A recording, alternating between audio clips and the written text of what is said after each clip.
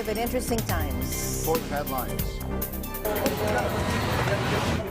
Nearly 40 migrants were killed in an airstrike on Tuesday night on their detention center in a Tripoli suburb, blamed on Libyan strongman Khalifa Haftar, who has been trying for 3 months to seize the capital. 2 teens have been hospitalized after a shooting at Tanforan shopping mall in San Bruno, prompting a massive police search for the suspects at the closure of the San Bruno BART station for over 4 hours. Our EBC correspondent Mark Napong will give us the details. A rare total solar eclipse plunged a vast swath of Latin America's southern cone into darkness Tuesday, briefly turning day into night and enthralling huge crowds in much of Chile and Argentina. Iglesia Ni Cristo and FYM Foundation's Aid for Humanity astound the homeless shelters in southern Ontario, our Canada Bureau reports.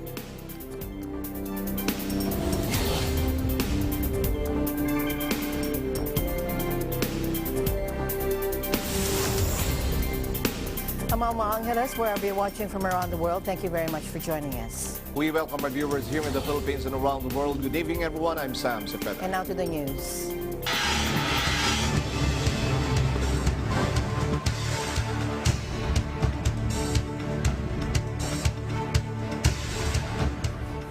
Nearly 40 migrants were killed in an airstrike Tuesday night on their detention center in a Tripoli suburb, blamed on Libyan strongman Khalifa Haftar, who has been trying for 3 months to seize the capital.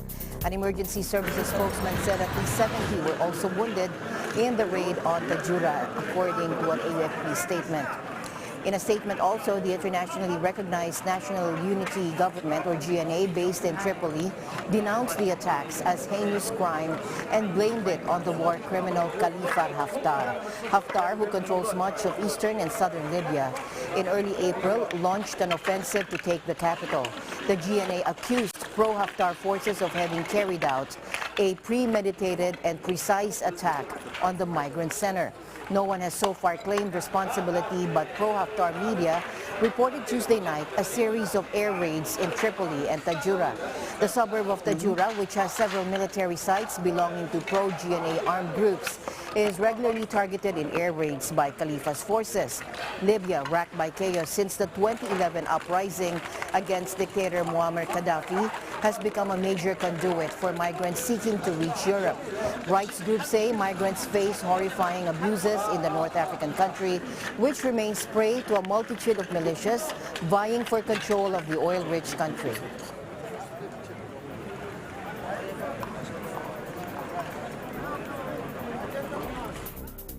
Dozens of protesters gather with posters and signs outside a Florida ICE Immigration and Customs Enforcement, or FAR facility, demanding it and other private migrant detention centers be shut down, that immigration enforcement agencies be defunded.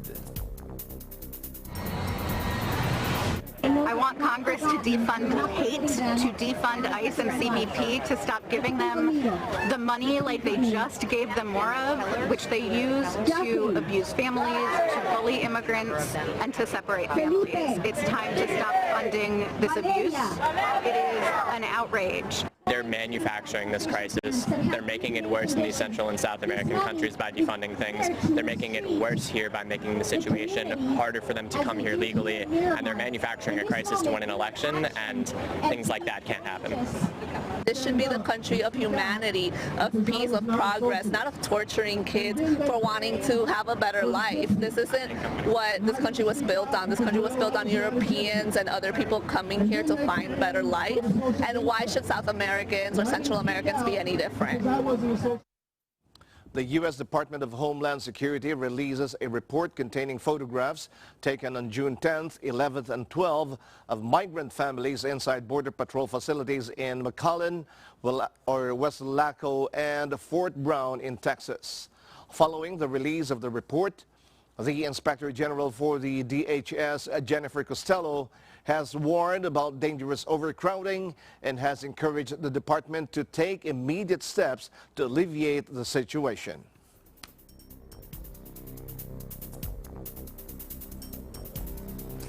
And staying in the U.S., 2 teens have been hospitalized after a shooting at Tanforan shopping mall in San Bruno. It prompted a massive police search for the suspects and the closure of the San Bruno BART station for over 4 hours. Our EBC correspondent Mark Nabong is at the scene. Reports of violence make their rounds on social media and other news outlets from around the world, throughout the country, in other parts of the state, and then a normal summer day in a Bay Area mall turned into a frightening scene for moviegoers, shoppers, and business owners alike. Witnesses are reporting that they heard multiple gunshots echoing throughout Tanforan Mall in San Bruno, California just before 4 p.m. Minimally, 2 victims were injured, but not critically, and were transported to SF General Hospital, and no fatalities have been reported. The San Bruno BART station immediately closed in response to the shooting and communicated via Twitter, "We have received reports of an active shooter at Tanforan Mall outside San Bruno station. As precaution, trains are not stopping and the station is closed. Trains are running through San Bruno." The police have reported that this does not appear to be a random act and that their initial investigation appears to be a targeted attack rather than a mass shooting threat. The investigation will continue on through the night. Reporting from Tanforan Mall in San Bruno, California, I am Mark Nabong for EBC San Francisco, and I am 1 with 25. China said it lodged an official protest with London over remarks by British Foreign Secretary Jeremy Hunt about Hong Kong, accusing him of fantasizing in the faded glory of British colonialism. It is the second day in a row Beijing has hit back at Hunt for remarks he made about the unprecedented anti-Beijing protests that have rocked the former British colony. Under the terms of the 1997 handover deal from British rule to Chinese, or from British to Chinese rule, Hong Kong enjoys rights and liberties unseen on the mainland. But protesters accused Beijing of reneging on that deal with the help of unelected leaders. While recognizing that Hong Kong is part of China, Hunt on Tuesday warned of serious consequences if Beijing breaches the legally binding agreement.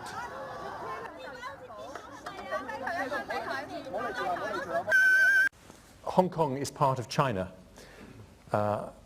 and, you know, we have to accept that, but the freedoms in Hong Kong are enshrined in a joint declaration signed by Margaret Thatcher and Deng Xiaoping in 1984, and that is an internationally binding legal agreement between our 2 countries. And what I said then, and what I said again this morning, is that we expect that legally binding agreement to be honoured, and if it isn't, there will be serious consequences. The comment infuriated Beijing, which had already scolded Hunt for a gross interference when he voiced support for the protesters. He seems to be fantasizing in the faded glory of British colonialism and in the bad habit of gesticulating while looking down on other countries' affairs, Foreign Ministry spokesman Geng Shuang said at a regular briefing. "I need to re-emphasize that Hong Kong has now returned to its motherland," Geng said.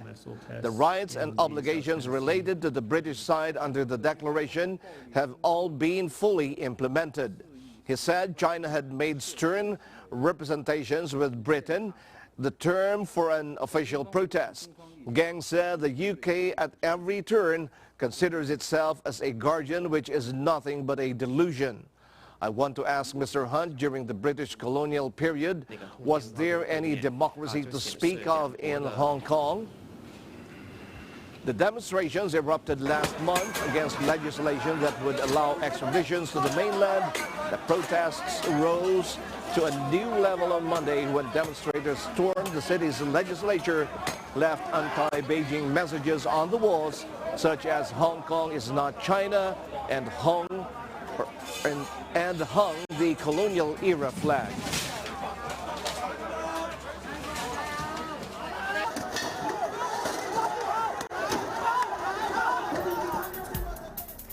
In a related news, Hong Kong protesters made hand signals to communicate equipment requests.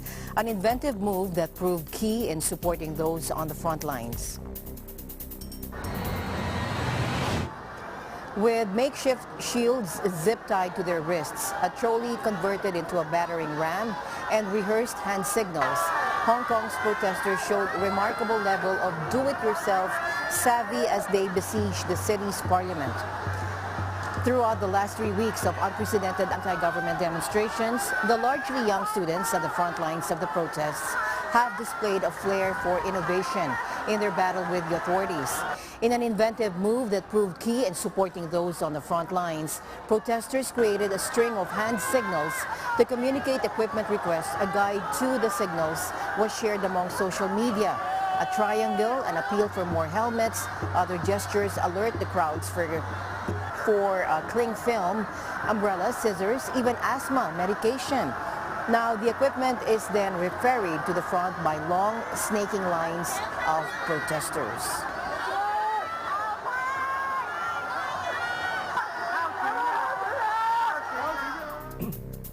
Dozens of shipping containers full of waste will be returned from Indonesia to France and other developed countries such as Southeast Asian nations increasingly reject serving as dumping grounds for international trash. 49 containers are loaded with garbage, plastic waste, and hazardous materials in violation of import rules.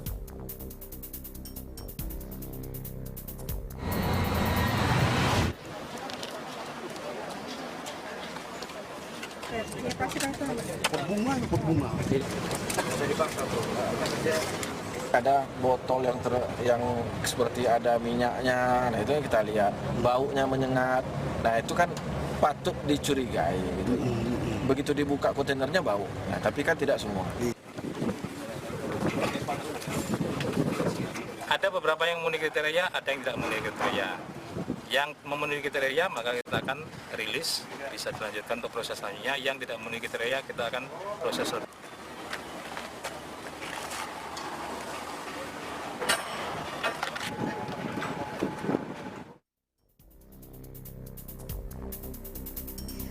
In other news, a decorated U.S. Navy SEAL was found not guilty of murdering a captive teenage militant in Iraq. The most serious of the charges brought against him during a 2-week war crimes trial in San Diego. Take a look. Edward Gallagher, 40 years old, was likewise acquitted of 2 counts of attempted murder against Iraqi civilians, but was convicted of posing for a photograph beside the corpse of the captive Islamic State group fighter. The maximum sentence he could face is 4 months imprisonment, meaning he is set to walk free following Tuesday's verdict on account of the 9 months he has already served in pre-trial confinement. The jury found them not guilty of the murder, not guilty of the stabbing, not guilty of the shootings, not guilty of all those things. They did find him guilty of taking a photograph with a dead terrorist, which we admitted from the beginning that he was in that photograph. And so we're now going to go forward to a sentencing hearing on that.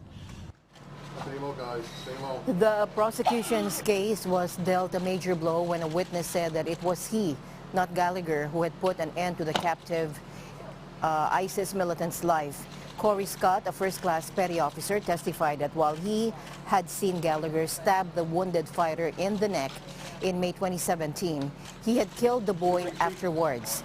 He testified that he covered the victim's breathing tube with his thumb and then watched him die. Scott said he did so to spare the boy, who prosecutors say was about 15 years old, from suffering or being tortured by Iraqi forces.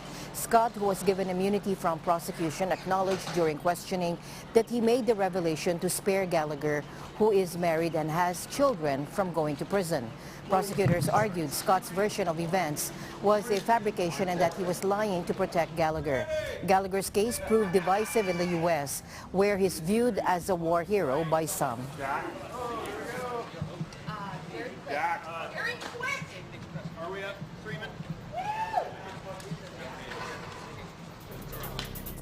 EU leaders on Tuesday struck a hard-fought summit deal to put women in 2 of the bloc's most important jobs for the first time. After 3 days of bitter wrangling, German Defense Minister Ursula von der Leyen was named to replace Jean-Claude Juncker at the head of the European Commission for the next 5 years.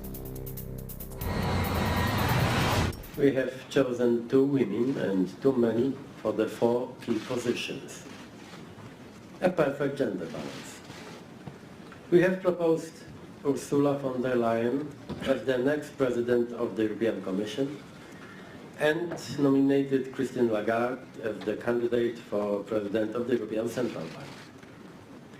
We have elected Charles Michel as the next president of the European Council and president of the Euro Summit, as well as nominated Josep Borrell as the candidate for High Representative of the Union for Foreign Affairs and Security Policy.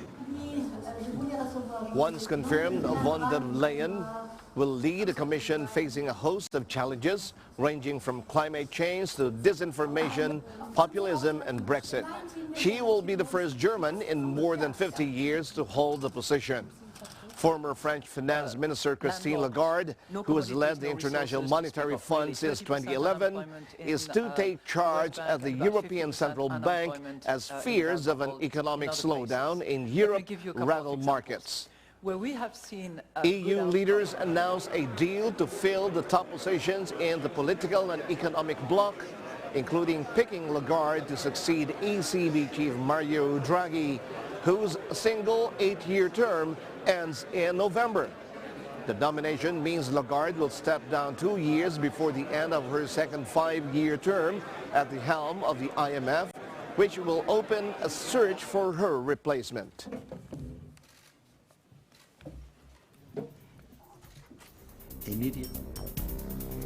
A rare total solar eclipse plunged a vast swath of Latin America's southern cone into darkness on Tuesday, briefly turning day into night and enthralling huge crowds in much of Chile and Argentina. Hundreds of thousands of people flocked to Chile's northern Coquimbo region near the Atacama Desert, festooned with some of the planet's most powerful telescopes, which was situated directly on the eclipse's 100-mile wide path of totality. Large crowds congregated in the town of La Higuera, some 2,400 meters above sea level, and near the landmark La Silla Observatory, operated by the European Southern Observatory. Solar eclipses happen when the sun, the moon, and Earth line up, allowing the moon to cast its shadow on Earth. The area where the observatory is located, with its dry weather, crystal clear air, and low light pollution, is a stargazer's paradise. Total solar eclipses are rare, but what is even rarer about Tuesday's event is that it occurred directly over an area of the Earth most prepared to study the heavenly bodies. Both Chile and Argentina were situated under the narrow 6,000-mile-long band of Earth that experienced the eclipse. The eclipse began at 13:01 local time in the Pacific Ocean, and a 95-mile wide band of total darkness reached Chile's coast at 4:38 p.m. before crossing into southeastern Argentina and into the wastes of the South Atlantic.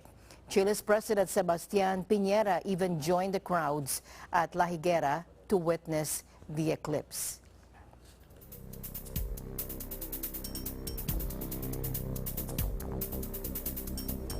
And the news continues here on Eagle News International. We'll be right back.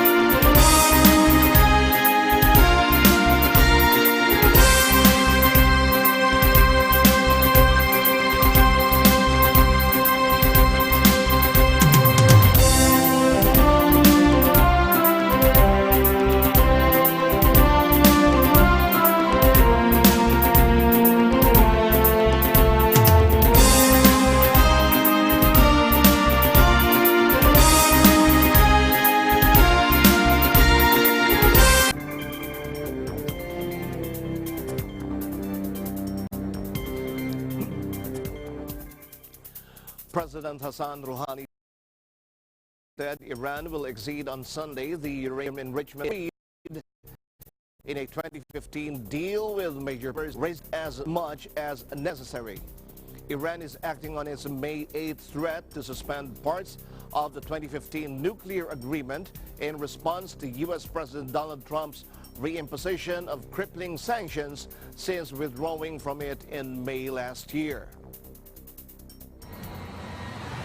از 16 تیر ما اقدام بعدی رو میکنیم. اگر میخواهید اظهار تأسف بکنید از همین حالا اظهار تأسف بفرمایید. اگر هم بناس بیانیه بدید از همین حالا بدید. 16 تیر ما سطح غنیسازی ما دیگر 3/67 نخواهد بود. ما این تعهد رو کنار میگذاریم. به هر مقداری که دلمون خواست، به هر مقداری که ضرورت ما بود، نیاز ما بود. این رو از 3/67 میبریم بالا. The enrichment maximum set in the agreement is sufficient for power generation, but far below the more than 90% level required for a nuclear warhead. Rouhani stressed that Iran's action would be reversed if the other parties to the nuclear deal made good on their side of the bargain, relief from sanctions. The U.S. and its allies claim has a covert military program. Breaking news in India. India's Rahul Gandhi on Wednesday resigned as president of the main opposition Congress, taking responsibility for the party's second straight landslide defeat to right-wing Hindu nationalist Prime Minister Narendra Modi in national elections. Accountability is critical for the future growth of our party. It is for this reason that I have resigned as Congress president, he said in a statement posted on his official Twitter account. Gandhi, who was seeking to become the fourth member of his family dynasty to become prime minister, had been Congress president since December of 2017.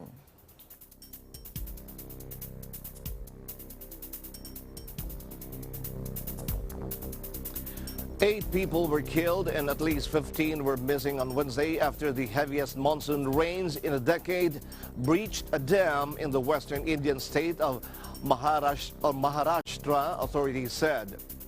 In the state capital, Mumbai, the death toll from a wall collapsed in a slum on Tuesday following the torrential downpour reached 24, with more rain expected in coming days.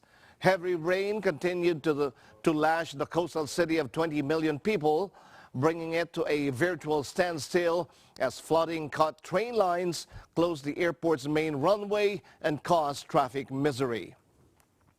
Building collapses and dam breaches are common during the monsoon in India due to dilapidated structures that buckle under the weight of continuous rain. India's National Disaster Response Force told AFP they are using drones over the area flooded by the breach of Tiwari Dam, around 275 kilometers from Mumbai.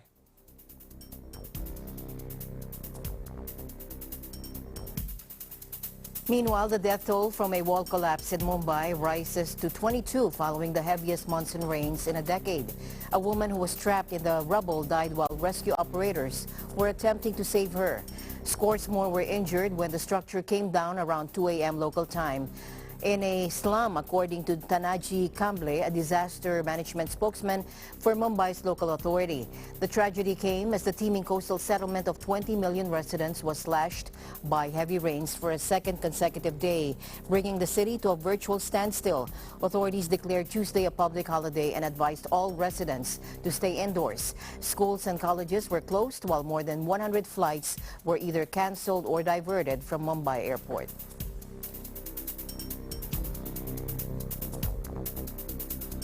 Japanese authorities ordered the evacuation of nearly 800,000 people in the southern island of Kyushu as heavy rains threatened to trigger landslides and cause other damage. Weather officials say extremely heavy rain is likely to continue in southwestern Japan's Kyushu region, especially Kagoshima Prefecture, through Thursday. Some parts of the region are already facing a high risk of mudslides and flooding. In Tokyo, Reuters reported that Prime Minister Shinzo Abe said Residents should take steps to protect their lives, including early evacuation, and he ordered the military to prepare for rescue operations if needed. Rainfall in some parts of southern Kyushu has reached 1,000 millimeters since Friday. Governor Satoshi Mitazono reportedly said that Kagoshima Prefecture has asked Japan's self-defense forces to help with the relief efforts. Associated Press reports that heavy rain has continued in southern Japan since Friday, killing an elderly woman in a mudslide in Kagoshima. The rain also has flooded dozens of homes. Deputy Chief Cabinet Secretary Kotaro Nogami said 14,000 ground troops were standing by for emergency rescue and search operations if needed. The meteorological agency says up to 35 centimeters more rain is expected through Thursday.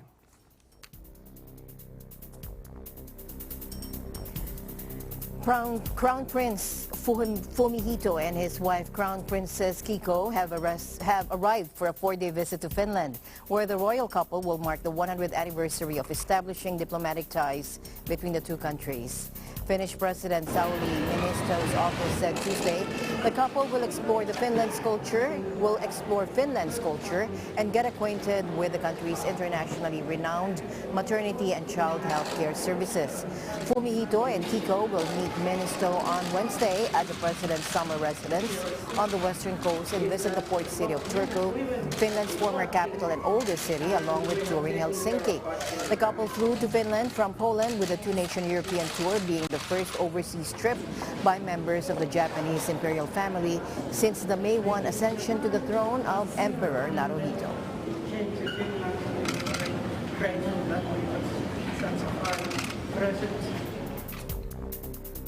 And Tyra Lu takes us to Harajuku, a place renowned for its colorful street art and fashion scene. Tyra?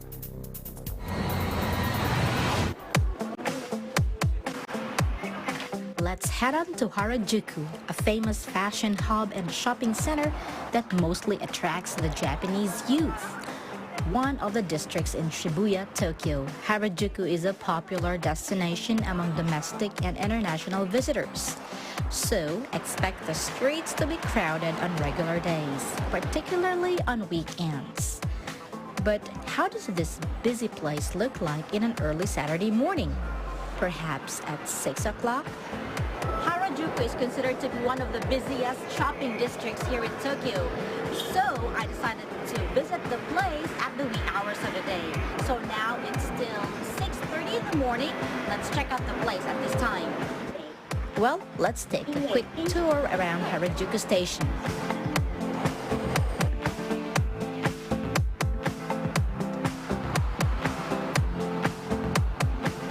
So, if you want to avoid the crowd, visiting the place around this time would be ideal. But of course, don't expect to go shopping just yet. But simply, a nice stroll would do. Right here in the shopping district of Harajuku, Tokyo, Japan. This is Sarano Bilbilu for Eagle News International. And I am 1 with 25.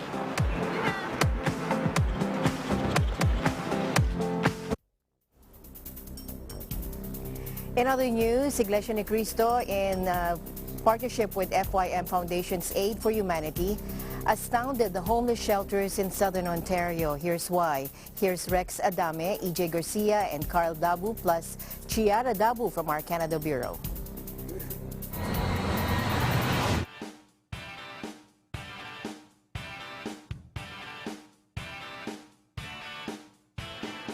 Hundreds of members of the Iglesia Ni Cristo Church of Christ here in Southern Ontario have joined hands today here at Alexander Lincoln Center to help various homeless shelters in Hamilton.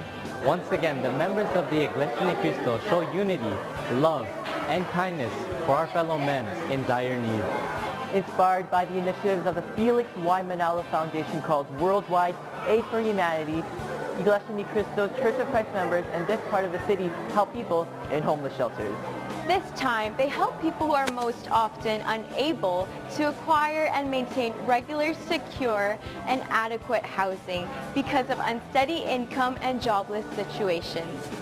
Today, members of the Iglesia ni Cristo or Church of Christ, along with their humanitarian arm, the Felix Y. Manalo Foundation, had invited non-profit shelters and centers to show their appreciation through International Aid for Humanity event in the city of Hamilton. So our organization goes out every other Sunday, and what we do is we collect supplies and different things that the homeless people in our area need, like food, blankets, socks, clothing, and we go out and we distribute that. But it's not just about that. So we go out and we talk to them, we get to know them, we kind of show them some love. Hamilton Homeless, founded in 2015, is a non-profit registered community group that hits the streets and helps those in need in Hamilton. We offer counseling, whether it's traditional healing or Western healing. We have counselors. We offer various programs for women and children. Another recipient for today's Aid for Humanity event is the Native Women's Center, founded in 1976. The shelter's mission is to provide safe, emergency shelter for all women, regardless of age, who are experiencing crisis in their lives due to family violence, homelessness, or conflict with the law. FYM Foundation have done numerous outreach programs helping the needy in the communities. I believe this is what every Christian organization should do around the world, touching lives, showing love in their own little way. Their humanitarian efforts has set its sights in the global campaign against poverty because it affects everyone one way or the other, whether driven by short-term economic disruption, changing circumstances, or by severe natural calamities. It's amazing to see the impact and the reach and how many people have come out to help support the community and those in need. The FYM Foundation is here to add armor and support to this ongoing fight in hopes to have a profound effect in reducing poverty and hunger in the world. They provide compassionate assistance for both men and women, reaching out their hands to encourage and empower those without resources to move from homelessness. Yeah, there's definitely a lot of love and generosity in the building and humility. As early as 7 in the morning, the group set up and decorated the venue with balloons, streamers, banners, and audio-visual facility. Each congregation helped assemble the care packages at the governor's ballroom. Every time we have this kind of activity, at least a day or a few days before, we are so excited to prepare these things as we want to make sure everything will be done accordingly what is supposed to be done. And it is for our Father in heaven, so we have to give the best thing that we could. In the opening speech by Brother Marcel Ramirez, the District Minister of Southern Ontario, he emphasized what FYM Foundation is all about and its vision of being one of the leading charitable institutions in the world. We are one and solidly united with the campaign of the administration, which is to intensify the works of propagation, also motivated by our love for our fellow men, that we're able to care for them and to help them out in our own little way. The distribution of care packages is being done at the Governor's Ballroom, led by Brother James Lajeras and Brother Jesan Bocobo, along with the ministers' wives and volunteers. At the auditorium, the ceremonial check presentation is awarded to the recipients.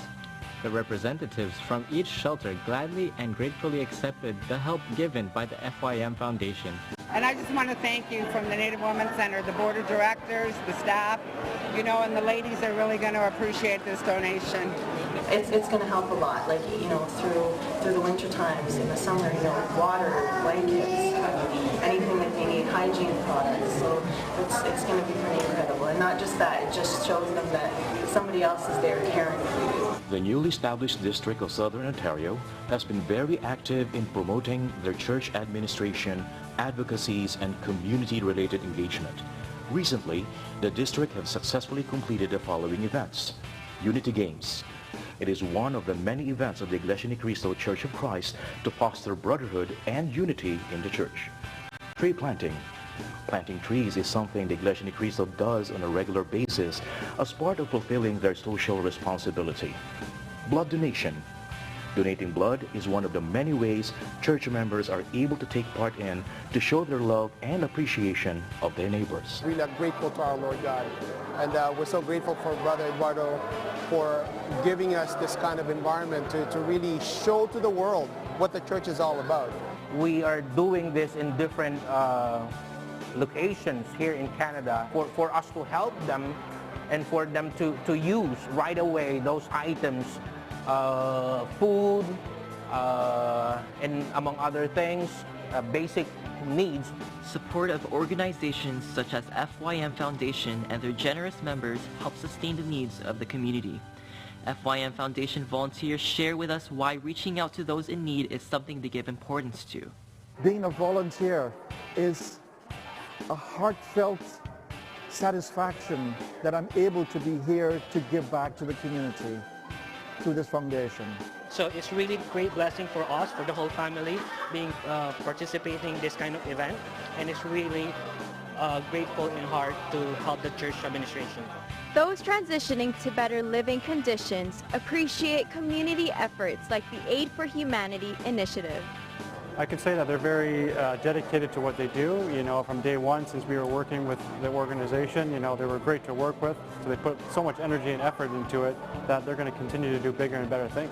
It's pretty amazing. Like, I can't believe all the help that's here. It's just incredible. Like, you guys are amazing. It's really good. It's really nice to see.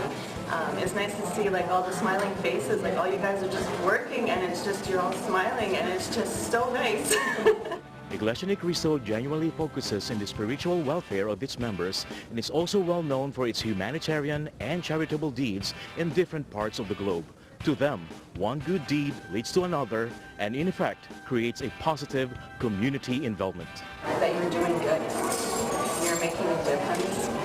Whether you see it today or you see it years from now, you're making a difference. The Iglesia Ni Cristo Church of Christ has selflessly shared their time, effort, and resources to support people temporarily challenged by unfortunate circumstances. For Eagle News, reporting from Southern Ontario, I am Shiara Dabu. I am Izan J. Garcia. I am Krenz de la Cruz. I am Rex Adam. And I'm Carl Dabu. Your Canada Bureau.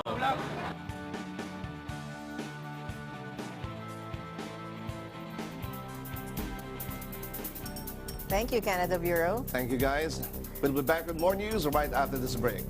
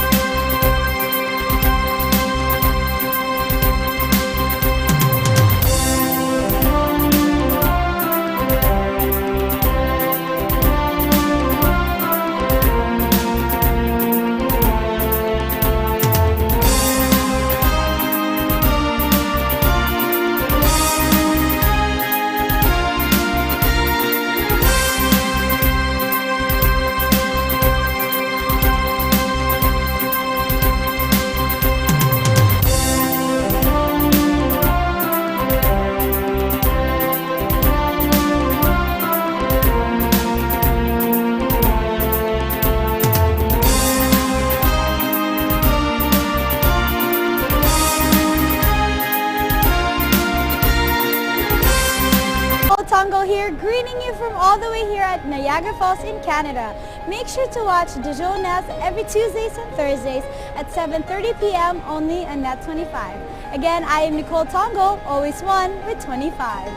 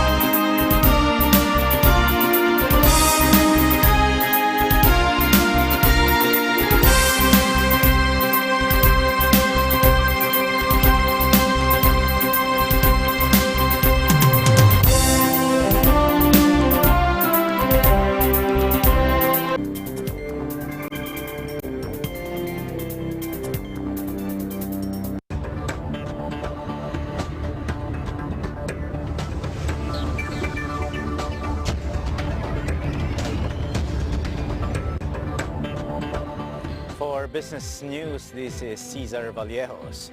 The Philippine Embassy in New Zealand and Polo in Australia conducted consultations with the Filipino community to determine the services and programs the Filipino migrant workers in the country need. Our EBC correspondent Greg Besa reports. Compliance with the directive of President Duterte, making OFW welfare a top Philippine foreign policy concern, the Philippine Embassy in New Zealand intensifies its efforts to protect and advance the well-being of overseas Filipino workers in this country.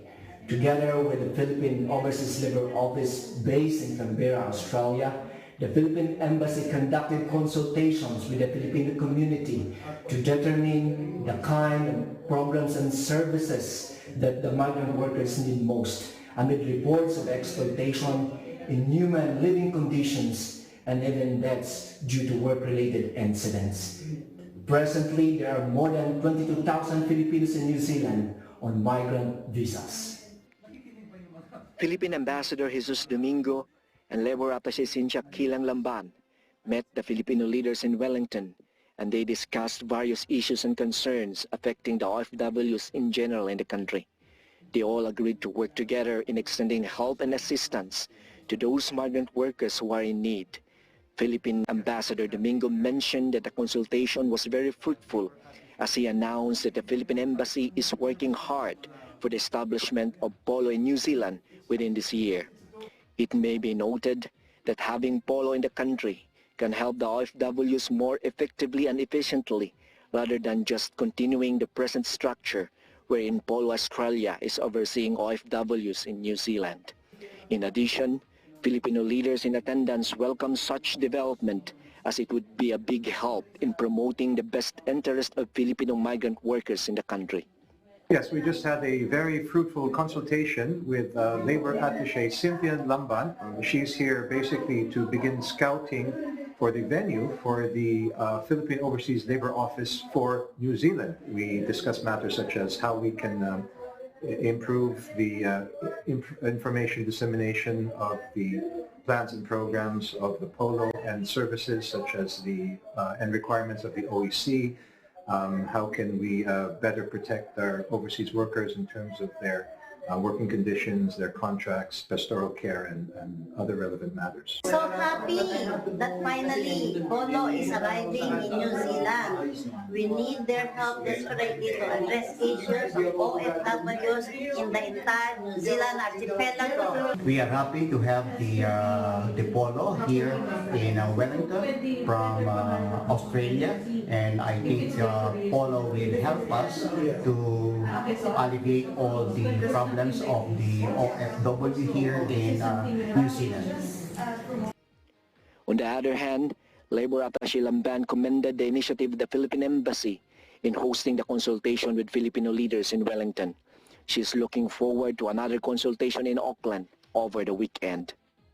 I'm happy to be here in Wellington to address the concerns of our Filipino workers regarding their labor needs and concerns, and I'm thankful for the support of our ambassador, our dear Ambassador Domingo, and of course with the support of Mr. Greg Besa.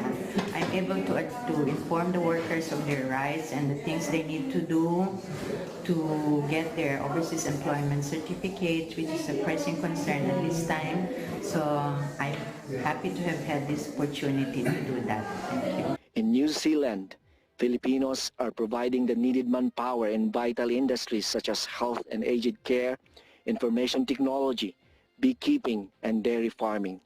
Yet, as the country continues to experience construction boom in various regions, thousands of skilled overseas Filipino workers are now working in big infrastructure projects and housing constructions as carpenters, scaffolders, machine operators, and many other construction-related jobs. New Zealand employers have expressed their willingness to hire more Filipinos due to their being diligent and hard-working at work. The Filipino workers are very reliable and friendly people. They always show up for work on time. They're always willing to help out.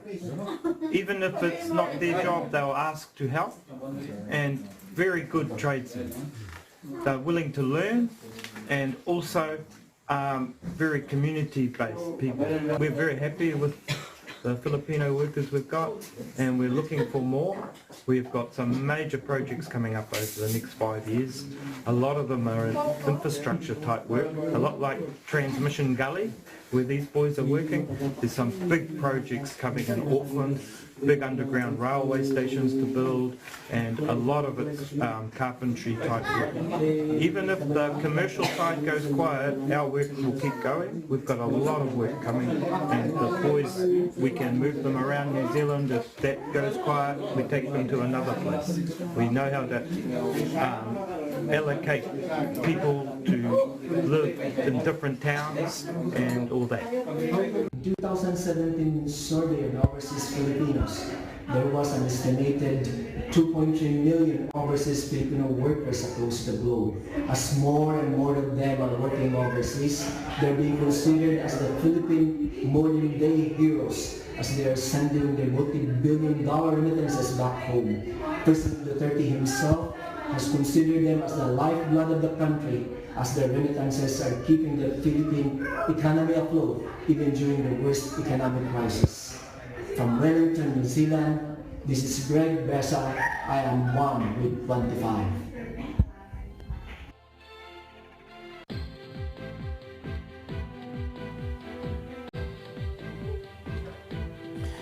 French police on Wednesday raided the headquarters of Renault while probing a lavish wedding party thrown by ex-CEO Carlos Ghosn at Versailles Palace, the French car maker and legal sources said. Officers in charge of investigating corruption and financial crimes searched Renault's headquarters in the western Paris suburb of Boulogne-Billancourt, a source close to the investigation said. A Renault spokesman confirmed the search was underway and said the company was fully cooperating with the authorities. Ghosn, the big spending former chief of both Renault and its Japanese partner Nissan, who is awaiting trial in Japan on charges of financial misconduct, hired the entire palace of Versailles when he got married in October 2016. He is suspected of wrongly obtaining use of the sumptuous home of 17th century Sun King Louis XIV in exchange for a sponsorship deal between the state-owned palace and Renault. Versailles waived the usual €50,000 rental fee for the Marie Antoinette-themed wedding in what could amount to misuse of company resources as well as tax evasion if the benefit was not declared to French authorities. Ghosn's lawyer, Jean-Yves Labonne, told AFP in February that the businessman thought it was free because he was never billed by Versailles and was ready to pay the money back.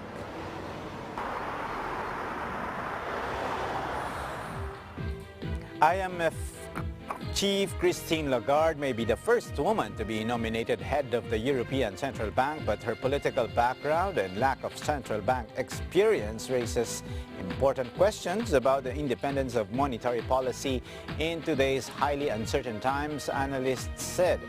A former corporate lawyer and French finance minister with a polished public image and confident command of English, the 63-year-old provides a sharp contrast to the long lineup of besuited male technocrats, whom ECB watchers had all seen in the shortlist in recent months.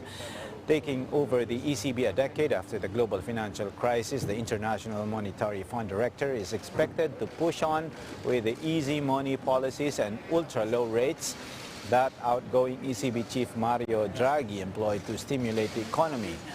While Lagarde has stopped short of issuing recommendations to central bankers from her Washington seat, she has always been supportive of the ECB's unconventional policies, said Frédéric Docrozet, of strategies that peaked at wealth management. Since the financial crisis and subsequent sovereign debt battered the Eurozone, the central bank has entered uncharted territory in its battle to coax inflation back towards its preferred goal of just below 2.0%.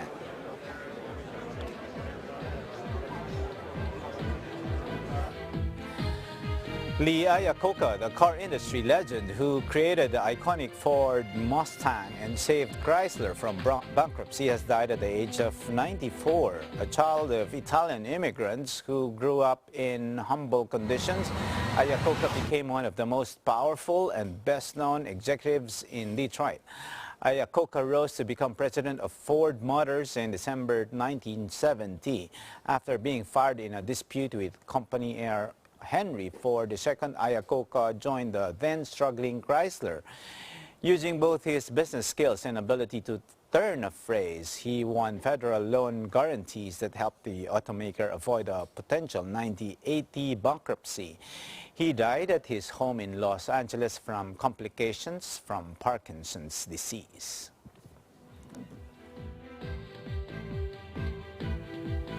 A man burst onto a stage and poured water over the head of Baidu CEO Robin Li, as the founder of China's dominant search engine spoke at a company-sponsored event on artificial intelligence on Wednesday. Highly visible public acts of defiance are relatively rare in China's big cities, where security measures can be tight, and celebrities like Lee generally travel with a pack of security. Baidu has faced enormous criticism in China in recent years after a medical advertising scandal and discontent with changes to its search result listings that favor its own content. Lee was telling the crowd about Baidu's autonomous car development as he opened the two-day tech conference when the man sauntered up on stage and dumped a bottle of water on his head. It appeared to catch Lee off guard, and he stood stunned and unmoving for a second as the water poured down. What's your problem?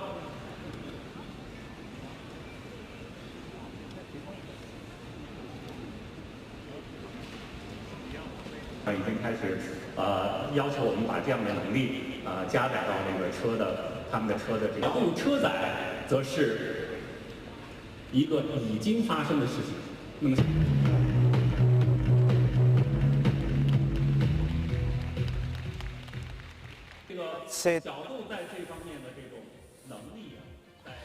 That's it for business news. This is Cesar Vallejos. I'm one with 25.